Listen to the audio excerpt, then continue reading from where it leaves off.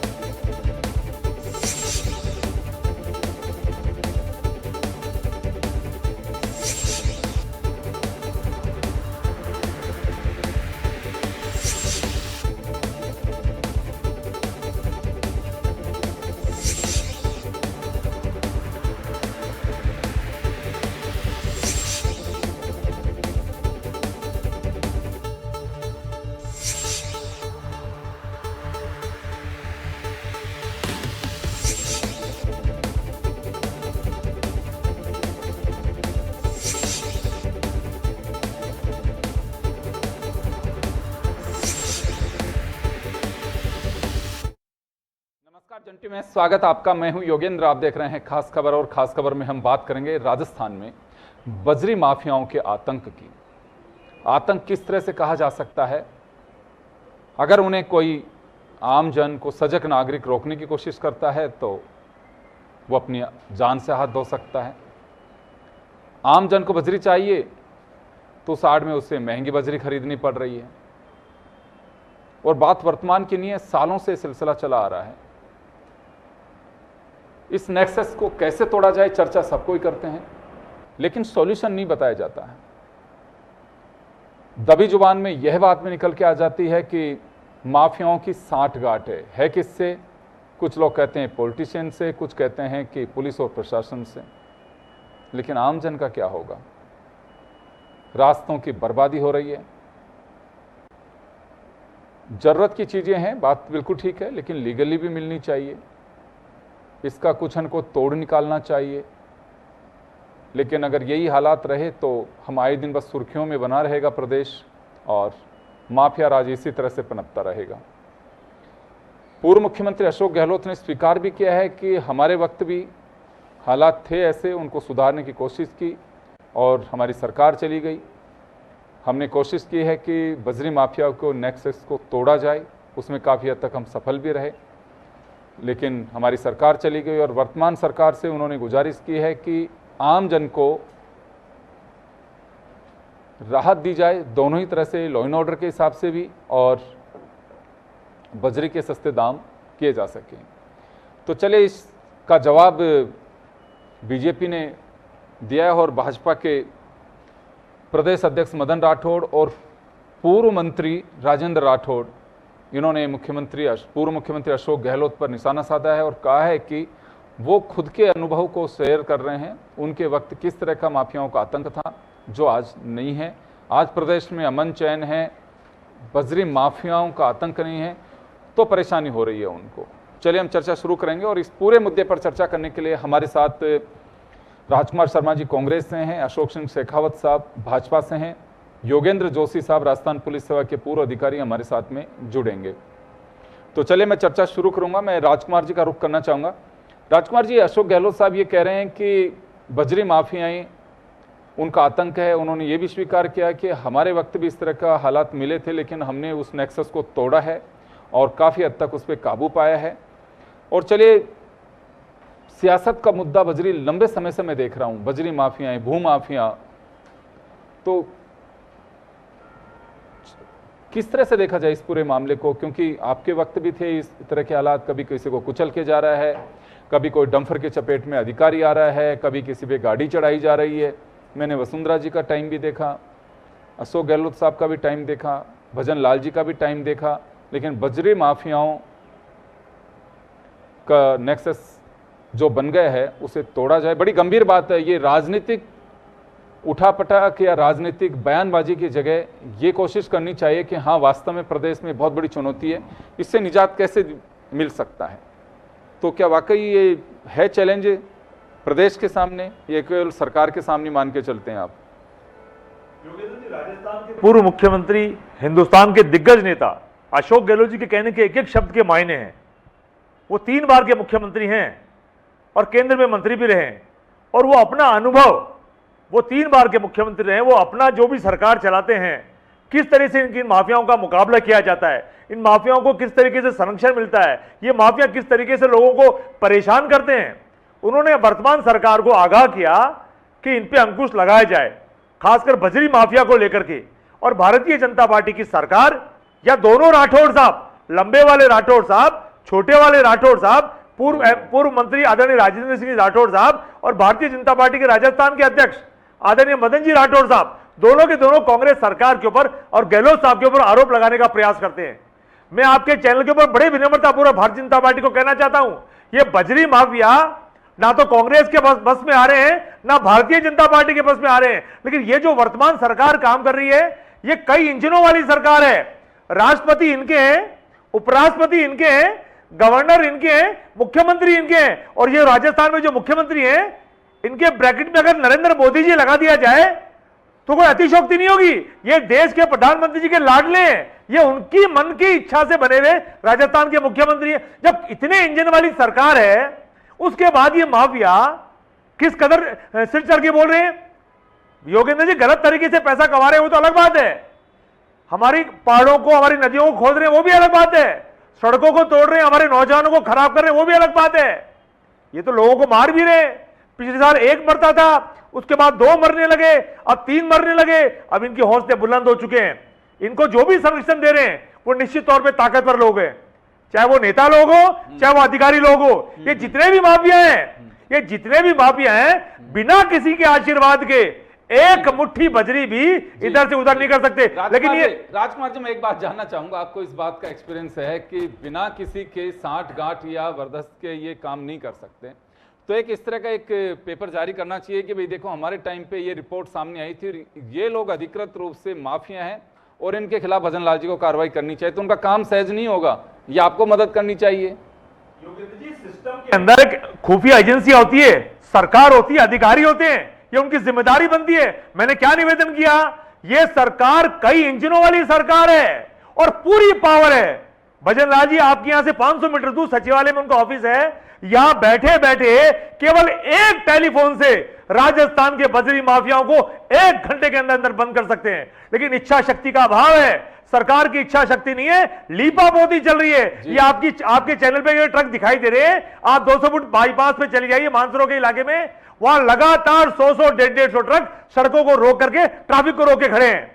वहां की पुलिस भी जिम्मेदार है, थाना भी जिम्मेदार है और वहां के तमाम लोग जिम्मेदार है। लेकिन होता क्या है, जब जिम्मेदार कोई आगे आता है और वो अगर ईमानदार होता है तो उसको कुचल दिया जाता है। और आप लगातार देख रहे हैं किस तरीके से ये खान माफिया, ये खनन माफिया, बजरी माफिया लोगों की अब जाने भी ले रहे हैं। तुम आपके चैनल के ऊपर राजस्थान के मुख्यमंत्री परम सम्माननीय भजनलाल शर्मा जी से विनम्रतापूर्वक आग्रह करूंगा, पूरी कांग्रेस पार्टी की ओर से, पूरे राजस्थान के 8 करोड़ वासियों की ओर से, कि बजरी माफियाओं पर आप अंकुश लगा सकते हैं, क्योंकि आप डबल इंजन की सरकार में, आपके पास कई इंजन हैं। लेकिन अगर आपने ऐसा नहीं किया तो राजस्थान का कोई भी व्यक्ति आपको माफ नहीं करेगा। चलिए, अभी सुना अशोक जी आपने, कई इंजन की सरकार है, लेकिन माफियाओं का दुस्साहस नहीं तोड़ पा रही है। इस प्रकार से राजकुमार जी ने कई बातें कही और उन बातों के अंदर ये सार भी आता है कि 5 साल का यदि हम काल देखें और भजनलाल जी का 17-18 महीने का काल हम देखें, यदि अवैध खनन, अवैध बजरी, अवैध परिवहन, ये जो कार्रवाई है, यदि आप सही रूप से कार्य करें तो आपको उस पर अंकुश लगाया जा सकता है।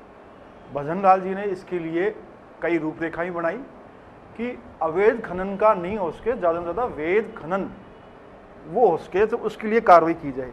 आवंटित प्रधान खनिज, जिसके साथ 2 कैटेगरी थी, दात्विक और अदात्विक, उन दोनों में ही उन्होंने खनिज जो ब्लॉक होते थे उनका आवंटन का काम, नीलामी का काम किया, जिसमें राजस्व में बढ़ोतरी हो और अवैध खनन नहीं हो, साथ साथ पर्यावरण भी बचे। पर्यावरण के लिए माननीय मुख्यमंत्री जी ने कहा, भजनलाल जी ने, कि एक अभियान चलाएंगे पूरे 5 साल तक, जो क्योंकि हमारी सरकार 5 साल के लिए मैंडेट दिया है, तो लगभग 50 करोड़ पौधे हम लगाएंगे उस क्षेत्र में जहां पर खनन हो रहा है, चाहे वैध खनन हो रहा है, क्योंकि वैध खनन होगा पेड़ पौधे भी जाएंगे, तो उसका किस प्रकार से पर्यावरण को बचाया जा सके। दूसरा, क्वारियों के मामले में आता है तो क्वारियों का भी आवंटन किया गया, उसमें नीलामी किए गए, 137 के लगभग प्लॉट है, और अप्रधान खनिज हैं उनका 960 के लिए भी किया गया है। जहां तक केंद्रीय मंत्री अभी आए थे, कोयला मंत्री और खनन मंत्री आए थे, उनके साथ एक मीटिंग भी हुई, अधिकारियों की हुई, एक पॉजिटिव सेंस में रहा कि किस प्रकार से हम खनन के क्षेत्र में राजस्थान एक अग्रणी राज्य बना है, उसको हम आगे भी करें और लोगों को रोजगार देता है। बात माफियाओं पे आके रुकती है कि सारी चीजें हमारे यहाँ, मिनरल्स भी हैं, सब कुछ है, और बजरी और खनिज की तो बात छोड़िए, चेजा पत्थर है या दूसरे और पत्थरों की का खनन हो रहा है, वो तो अलग बात है। बजरी जिसकी जरूरत है और उसका दोहन किस तरह से हो रहा है, अवैध रूप से निकाली जा रही है। आप लोग जब विपक्ष में थे तो बजरी को लेकर के किरोड़ी लाल जी से लेकर के आपके तमाम नेता इस बात को मुद्दा बनाया था, आज अशोक गहलोत इसे मुद्दा बना रहे हैं। तो ये प्रदेश मुद्दे के पार्ट में फंसा रहेगा कि कोई सॉल्यूशन निकालेगा इसका? देखो कि गहलोत साहब ने जो सुझाव देने चाहिए थे वो सुझाव नहीं दे करके एक कहा कि अवैध खनन हो रहा है और अवैध परिवहन हो रहा है, बजरी का हो रहा है और खनन का हो रहा है, 2 उन्होंने बातें करी। इन दोनों ही बातों में आप कुछ देखिए कि 5 साल के कार्यकाल के अंदर कुछ आपके राजस्थान के पूर्वी राजस्थान में आ जाइए, उस पूर्वी राजस्थान में किस प्रकार से अवैध खनन होता था, उस पर अंकुश लगाने का हमने काम किया है। और इन्हीं के समय में कहा जाता था कि भ्रष्टाचार का बोलबाला है, अवैध खनन की बंदी आती है, और मुख्यमंत्री जी खुद ने कहा, गहलोत साहब जब मुख्यमंत्री थे, कि मैं अवैध खनन को रोकने के अंदर मेरे को बहुत जोर आ रहा है, मैं रोक नहीं पा रहा हूं, उन्होंने अपनी मजबूरी बताई। और आज वो किस माध्यम से, अपने वक्तव्य के माध्यम से या एक्स के माध्यम से, मैं रोक नहीं पा रहा हूं, नहीं मैं बता रहा हूं आपको, उस समय एक आ रहा था कि किसी के बारे में कहा गया कि अवैध खनन बहुत ज्यादा हो रहा है, और जब बात चली, भरत सिंह जी कुंदन सर थे, बार बार में मांग उठा रहे थे, इनके मंत्री के खिलाफ कह रहे थे कि साहब वो अवैध खनन के अंदर लिप्त हैं, राजस्व की हानि कर रहे हैं, जंगल खत्म हो रहा है, जमीनों का क्या आपके अंदर जो मिनरल्स आ रहे हैं उनका भी अवैध खनन किया जा रहा है, पेड़ों की कटाई भी करी जा रही है। तो वो अवैध और बजरी दोनों के लेकर ये कहा कि इस प्रकार की घटनाएं घटित हो रही है, लेकिन हम कार्रवाई कर रहे हैं, लेकिन निराशाजनक वो कार्रवाई थी, कोई कार्रवाई उसमें नहीं थी। जहां तक सरकार चली गई सर, उन्होंने कुछ नहीं किया, इसी वजह से प्रदेश की जनता ने उन्हें आईना दिखाया और बाहर कर दिया। लेकिन अब तो 1.5 साल का वक्त निकल चुका है, अभी भी आए दिन जो घटनाएं आ रही हैं, मैं सिर्फ ये जानना चाह रहा हूं, आपके माध्यम से मैंने राजकुमार जी को भी ये सवाल किया कि अगर आप लोगों का भी कुछ एक्सरसाइज थी तो वर्तमान सरकार को रिपोर्ट दे देते कि भैया ये तगड़े माफिया हैं, इनका कुछ न कुछ इलाज करना है। ये कोई पॉलिटिकल मुद्दा नहीं है, लेकिन प्रदेश की जनता इसे भुगत रही है, चाहे आपकी सरकार हो, आज भी स्थिति वही है और पूर्ववर्ती सरकार के वक्त भी यही थी। कोई तो ऐसी बात है कि जिसकी वजह से इनका नेक्सस नहीं टूट पा रहा है। राजस्थान के अंदर भजनलाल जी की जैसे भी सरकार बनी है, हर काम के लिए उसकी समीक्षा की गई है, और समीक्षा का ही आज नतीजा है कि राजस्व का रेवेन्यू है जो 24% के लगभग बढ़ोतरी हुई है। तो मतलब राजस्व उस समय बढ़ोतरी नहीं हो पाई थी, जो 7 करोड़ के लगभग थी 460, अब 9,226 करोड़ के लगभग रेवेन्यू आया है इस वर्तमान के फाइनेंशियल ईयर के अंदर। तो 24% की बढ़ोतरी हुई है। साथ साथ आपने कहा कि कोई ऐसा उपाय हो जिससे अवैध खनन पर लगे और जो इनका अवैध खनन करने वाले माफिया हैं उन पर अंकुश लगाया जा सके। क्योंकि जिस प्रकार की एक पद्धति दे के आए 5 साल के अंदर, क्योंकि पूरा राजस्थान के अंदर देख लीजिए विधायक थे सारे के सारे, उनको खुल्लम खुल्ला छूट थी, अपने हिसाब से आप अधिकारी लेके जाइए, चाहे अवैध करिए, सारा काम कीजिए। अशोक जी, 1.5 साल बाद में भी अगर आप पूर्ववर्ती सरकार पे ही ठीकरा फोड़ रहे हो तो मैं रुक जाऊं, इस पे योगेंद्र जोशी साहब का जवाब जानना चाहूंगा। सर, मैं एक बात जानना चाहता हूं, आप बड़े फील्ड में रहे हैं, कितना टाइम लगता है को सरकार बदले और सिस्टम को बदलने के अंदर, या 5 साल पूर्ववर्ती सरकार के ही ट्रैक पे दूसरी सरकार चले? देखो योगेंद्र जी, सरकार के बदलने की आहट से ही चेंज हो जाता है कि ये सरकार ईमानदार है और इस सरकार के बिंदु क्या हैं जिनसे सरकार के अंदर बदलाव लाना चाहती है। इन सब की जानकारियां चुनाव के तुरंत बाद ही रिजल्ट जब आने लगते हैं तो ही पता चल जाता है। लेकिन ये जो बजरी माफिया है, तो माफिया किसको कहते हैं मुझे ये बताओ? स्मैक है, चरस है, गांजा है, हथियार है, ये तो फिर भी आदमी थैले में ले जाएगा, कपड़े में लपेट के ले जाएगा। ये रेत कोई इसका माफिया कहाँ से आ गया भाई? ये रेत जो है ट्रकों में, ट्रैक्टरों में जाती है, ये कोई थैले में तो जाती नहीं है, कोई ठेला लेके चले गए। हजारों आंखें और हर जगह नाके लगे हुए हैं। आप देखिए खनन विभाग ट्रैफिक निकलने नहीं देते हैं, आम नागरिक परेशान है, लेकिन फिर भी बजरी माफिया। अरे ये बजरी माफिया नहीं है योगेंद्र जी, ये जिस राजनीतिक पार्टी को ये पसंद आते हैं, उनके अनुकूल है, उनके लिए तो मजे की बात है। अब पिछली बार आनंद लिए खूब, जैसलमेर में ले लिए, अब वो भी बजरी माफिया तो थे ही, वहां झगड़े हुए अभी कुछ दिन पहले। और अब क्या हो रहा है? अब राजस्थान में दिल्ली के एक आगे भारी, वो यहां से रेत के नुमाए वो लेके गए सैंपल। तो बताओ हालत क्या है? ये क्या है? राजस्थान की रेत काफी अच्छी है। हाँ, ये क्या है कि बनास के खरबूजे तो खत्म हो गए, अब रेत हावी हो रही है। मैंने ये कहा ना आपको कि ये ऐसी लूट है, बजरी धान की लूट है, लूट सके तो लूट, हाँ। अंत काल पछताएगा प्राण जाएंगे छूट। अब ये एक दूसरे पे डाल रहे हैं, लेकिन इनका लाइव डिटेक्टर टेस्ट करा लो, पहले वालों का भी और अब वालों का भी। कौन रेत माफिया किसको कितने पैसे देता है ये पता लग जाएगा लाइव डिटेक्टर टेस्ट से। मुझे बताइए, बड़ी बात बताई आपने। मैं बिल्कुल कह रहा हूं, आप लगा दीजिए इनको मतलब कितना पैसा कहां से आता है ये मुझे बताइए। बजरी माफिया कहां से है भाई? ये राजनीतिक लोगों से जुड़े हुए हों, पुलिस वाले हों, खनन विभाग वाले हों, और जिसको कोई काम धंधा नहीं है उसको इन्होंने बजरी माफिया बना दिया। अरे भाई, बजरी माफिया किसको बनाया, किसको कह रहे हो? उनसे पैसा कौन ले रहा है ये तो देखो ना भाई। ऐसा थोड़ी है फोकट में बजरी माफिया हो गया कोई।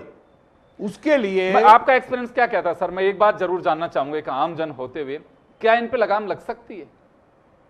जब तक राजनीतिज्ञ मतलब राजनेता पे, पुलिस पे, खनन विभाग पे लगाम नहीं लगेगी तो इन पे लगाम लग नहीं सकती।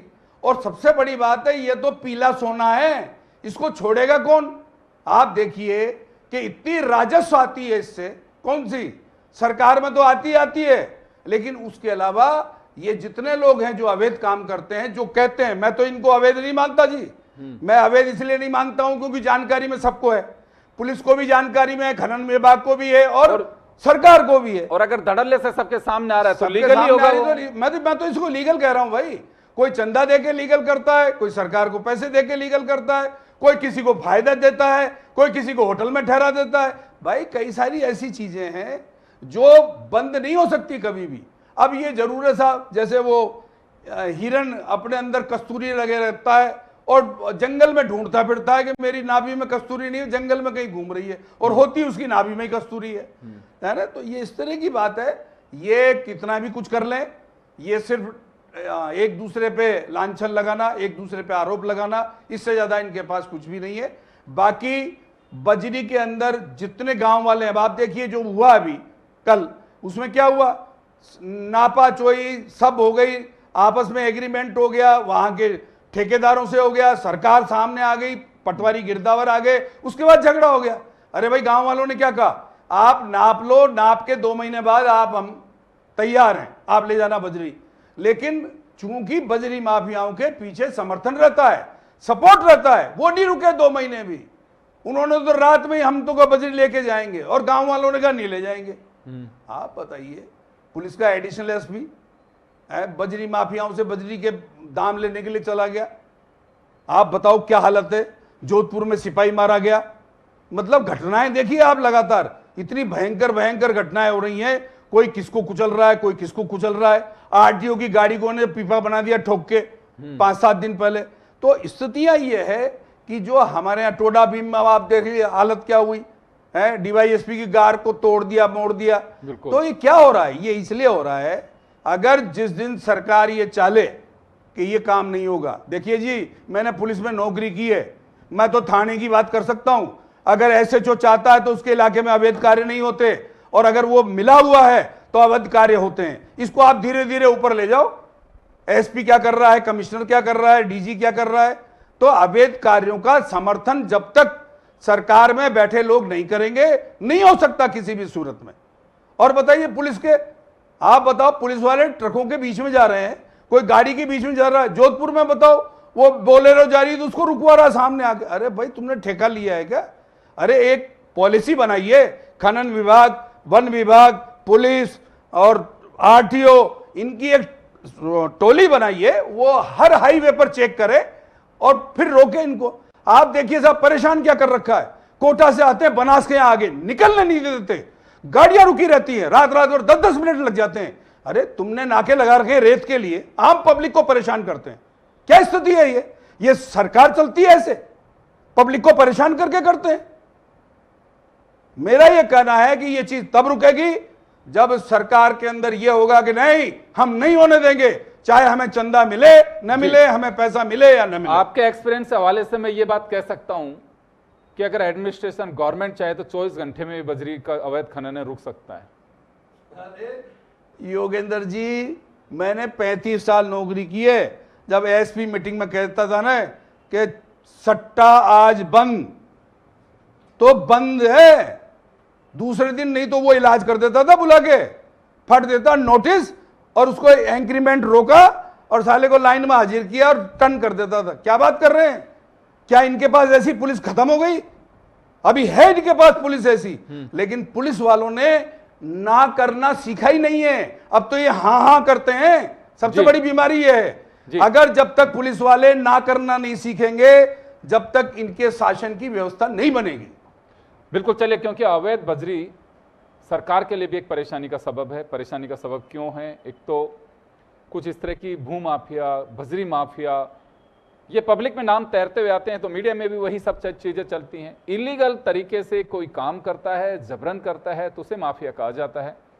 इसमें कहीं अगर ये उपमा दी जाए तो कहीं कोई बुराई भी नहीं है इसमें। वही सब कुछ हो रहा है। और जैसे योगेंद्र जोशी साहब एसएचओ से लेकर के एडिशनल एसपी तक रहे हैं और जानते हैं कि इकबाल बहुत बुलंद है, और अगर आदेश का भी इकबाल इसी तरह का हो तो 24 घंटे के अंदर, बहुत बड़ी बात है, अगले 5 घंटे में बजरी माफियाएँ दाएं बाएं होते नजर आएँ। लेकिन कहीं ना कहीं साठ गांठ है जिसकी वजह से दुस्साहस बढ़ता है। मैं हौसले बुलंद नहीं कहूँगा इसको, ये दुस्साहस है। राजकुमार जी, समय कम है, 1-1 मिनट आप लोगों के पास में आना चाहूँगा। मैं आपके पास आ रहा हूँ। अभी अशोक सिंह जी ने कहा कि रेवेन्यू बढ़ा है। अगर राजस्व बढ़ रहा है तो इसका मतलब लीगल प्रोसेस में चीज़ हो रही है। जो काम इसी तरह से आ रहा है उसे लीगलाइज करना चाहिए। क्या राजस्थान के अंदर लीगल जो ट्रैक है, या ये कहूँ कि सही तरीके से बजरी आम जन तक जानी चाहिए, वो नहीं जा पा रही, तो इस वजह से इलीगल ट्रैक पकड़ रहे हैं लोग। तो रेवेन्यू अगर बढ़ रहा है तो सरकार का दावा है कि इलीगल जो बजरी चल रही थी वो कम हुई है। योगेंद्र जी, बजरी जब कम होगी तो आपका चैनल और अखबार दिखाना चालू कर देंगे कि आम आदमी को बजरी आसानी से, सस्ती और ठीक दरों पर मिलने लग गई है।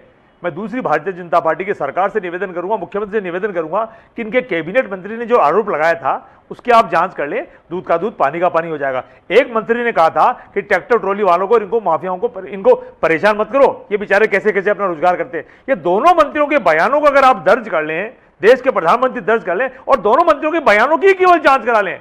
8-8 करोड़ रुपए रोज की बजरी के आरोप लगाए थे और उनको कारण बताओ नोटिस जारी कर दिया गया, दिल्ली तक तलब किया गया उनको। तो मैं आपके चैनल पे भारतीय जनता पार्टी से निवेदन करूंगा, सरकार से निवेदन करूंगा, आप काम करिए। राजस्थान की जनता ने आपको काम करने के लिए किया है, ना कि आंकड़े पेश करने के लिए कि रेवेन्यू बढ़ गया, रेवेन्यू घट गया। लोग मर रहे हैं आपके राज में, लोग मर रहे हैं, लोगों को बजरी नहीं मिल रही है, मेरे आपसे विनम्र निवेदन रहे हैं। जी अशोक जी, आपके पास में आना चाहूंगा और सुझाव दिया है कि लोग इस तरह से कर रहे हैं, इसको करना चाहिए। देखिए विपक्ष में जब आप लोग थे तो बजरी माफिया नजर आते थे, आज अशोक गहलोत जी से लेकर के नीचे के कार्यकर्ता को बजरी माफिया नजर आ रहे हैं, जनता को तो बहुत लंबे समय से नजर आ रहे हैं, फिर ये माफिया दूर कब होंगे? देखो, सरकार के आने के बाद में यदि हम बजरी की बात करें तो बजरी को अवैध खनन अवैध कहाँ से लेके जा रहे हैं, लीगलाइज नहीं है।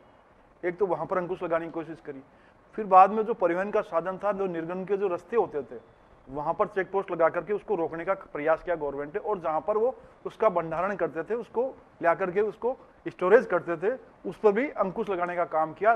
तभी जाकर के उस जहां पर भंडारण किया जा रहा था उसके किया जा उसको अंकुश लगाया और कई FIR दर्ज करी गई। दूसरा, सतर्कता जो जल होता है, निदेशालय स्तर के ऊपर 7 कमेटियां बनाई गई और 5 जो डिपार्टमेंट हैं उनमें एक कन्वेन करने किया गया कि ये कर करके कन्वे करके जिले की टीम के साथ समन्वय करें और छापे मारें जो अवैध रूप से करें। जहां की वर्तमान की स्थिति, जैसे बरसात हो रही है और बरसात में अमूमन ये है कि बजरी कम आती है क्योंकि जो रास्ता है वहां पानी का पूरा बहाव रहता है और उसकी एक मात्रा के कारण भी लगता है कि कई लोगों के मकानों काम चल रहे हैं, कॉमर्शियल भी चल रहे हैं और उसकी बजरी का कम आ रहा है। वो एक प्राकृतिक रूप से हो सकता है, लेकिन आप उसको ये कहें कि सब अवैध रूप से आ रही है, कुछ हो रहा है, कहाँ हो सकता है, ये बात नहीं है कि कहीं नहीं हो रहा हो, लेकिन सरकार उसके प्रयास कर रही है कि लोगों को सस्ती बजरी भी मिले और रेवेन्यू भी आता रहे और जो अवैध जो खनन हो रहा है वो भी नहीं हो, क्योंकि रोजगार भी एक सबसे बड़ी चीज है कि लोगों को रोजगार मिले।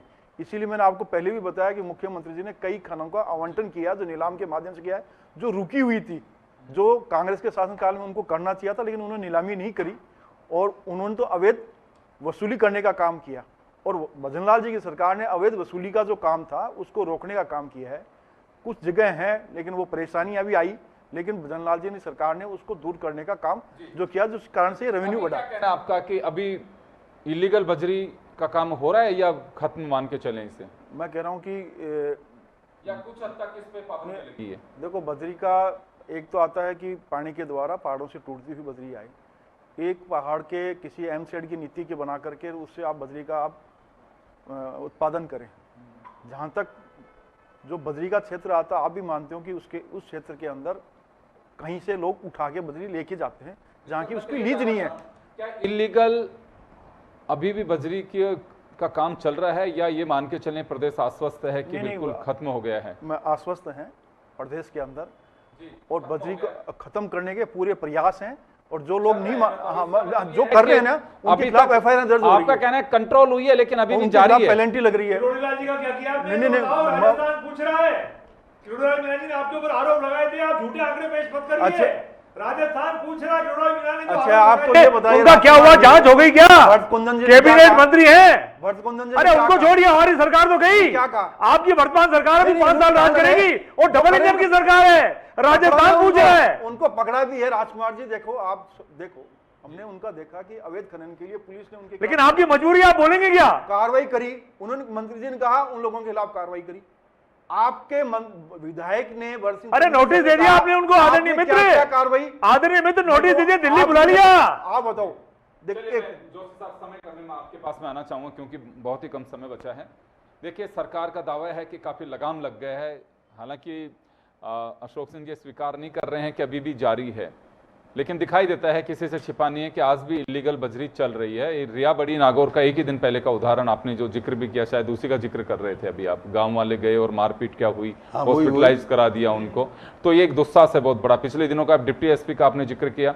देखिए बीजेपी ने भी उस समय अवैध बजरी का बहुत शोर मचाया था, किरोड़ीलाल जी के पास में सारी चीजें थी, तो किरोड़ीलाल जी सरकार की मदद करनी चाहिए, उनके पास तो रिकॉर्ड होंगे, और या बीजेपी को भी पता था तो खुद को मालूम होगा कि हाँ कहाँ से ये चीज़ें आ रही हैं, इस तरह के रैकेट को तोड़ना बहुत ज़रूरी है।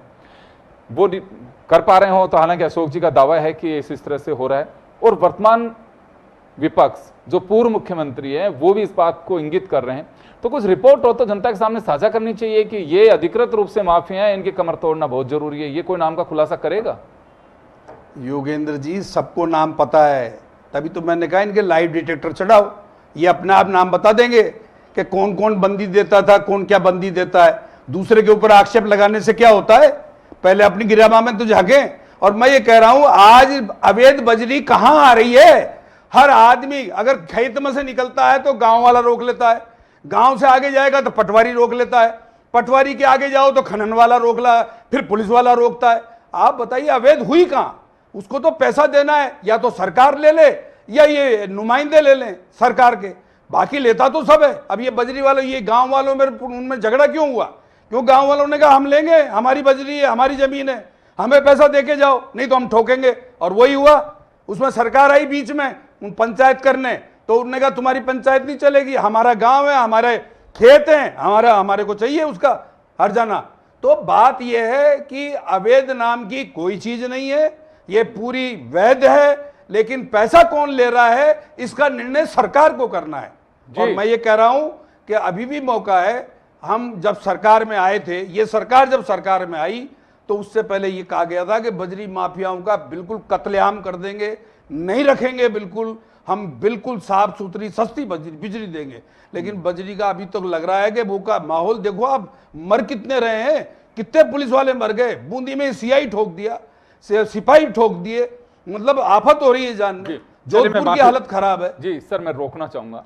खैर चलिए, बजरी की स्थिति ऐसी है क्योंकि ये कहा जाता है पीला सोना इसे, जैसे अभी बताया भी जोशी साहब ने, और इसका जिस तरह का कंजम्पशन तो है ही, आपको मकान बनाना है तो ईंट बजरी सीमेंट चाहिए ही चाहिए, आप उसे मना नहीं कर सकते। क्योंकि क्रैशर सैंड की भी बात की गई थी, लेकिन वो बैठा नहीं। अभी बजरी का मतलब लोग समझते हैं कि बजरी चाहिए। खैर, लेकिन फिलहाल सरकार का दावा है कि कमर टूट गई है, लेकिन आमजन का ये मानना है कि अभी भी बजरी इलीगली उसका खनन हो रहा है और इसको तोड़ना बहुत ज़रूरी है। अगर इसी दावे के ऊपर रहे सरकार तो फिर बजरी माफियाओं की कमर टूटना बहुत मुश्किल है। आमजन की ओर इंगित करते हुए, और पार्टी के कार्यकर्ता भी आमजन का हिस्सा, उनको भी मालूम है कि हाँ वास्तव में इलीगल अभी ट्रांसपोर्टेशन इसका बजरी का हो पा रहा है। तो अशोक जी, मैं गुजारिश करूँगा कि वाकई ये दावे पॉलिटिकल हो सकते हैं, लेकिन हकीकत कुछ और है, जिसकी ओर इंगित करते हुए वास्तव में इस तरह के माफियाओं की कमर तोड़ना बहुत ज़रूरी है। तभी एक मैसेज जाएगा। और ये भी तय मान के चले कि इच्छा शक्ति पर डिपेंड करता है एडमिनिस्ट्रेशन की, अगर चाहें स्ट्रॉन्ग ऑफिसर हो तो और मेरिट्स पे अगर काम करे तो बहुत जल्दी इनकी कमर भी टूट सकती है। आप सभी का बहुत बहुत शुक्रिया। खास खबर में इतना ही, दीजिए इजाज़त, नमस्कार।